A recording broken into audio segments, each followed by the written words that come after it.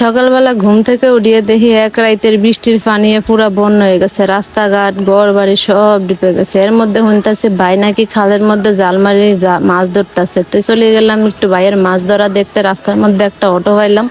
এত দূর বৃষ্টির পানির মধ্যে আশ্রয় যাওয়ার দরকার আছে, অটোর তো করে চলে গেলাম। জায়গা মতন যায় দেখতেছি আল্লাহ, রাস্তাঘাট সব ডুবে রয়েছে, মানুষের ঘর বাড়ির ভিতরে কত পানি। তো যাক গেলাম ভাইয়ের কাছে, যাই দেখি ভাই মাছ ধরতেছে।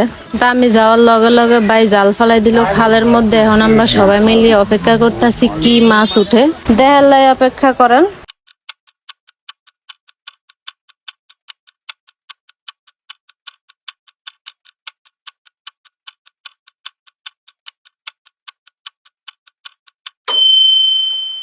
তো ফাইনালি দেখেন জাল টাইনা উঠাইতেছে। যারা যারা আমার মতো মাছ দেওয়ার মতো ভিডিওটার দিকে তাকাই আছেন তারা অবশ্যই একটা লাইক কমেন্ট করে দিবেন, আর ভালো লাগলে একটা শেয়ারও করবেন।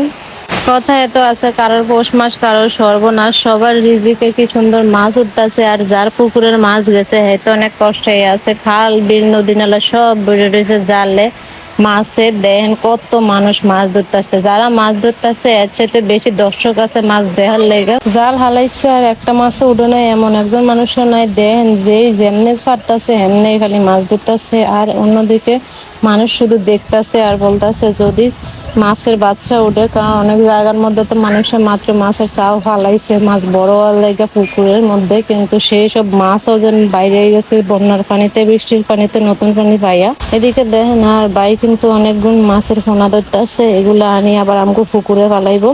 আর আজকের ভিডিওতে আপনারা দেখেন যে আমগো পুকুরের কি অবস্থা আছে বৃষ্টির দিনে বন্যা থেকে। আমগো পুকুরের মাছ কেমনে রক্ষা করলাম এটাই দেখামো আজকে আমনে করে।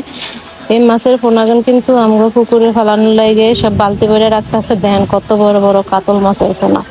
কার জানি এই সর্বনষ্ট হয়েছে। যাক আল্লাহ সবাই ভালো রাখুক, সুস্থ রাখুক, লগে লগে আমগরও রাখুক। আর সবার রিজিকের মালিক আল্লাহ। বৃষ্টি বন্যার উচুল্লতে সবাই একটু মাছ দিয়া ভাত খাইতে পারতেছে মন বইরা। যাক দেখেন কত মাছ উঠছে মাশাআল্লাহ।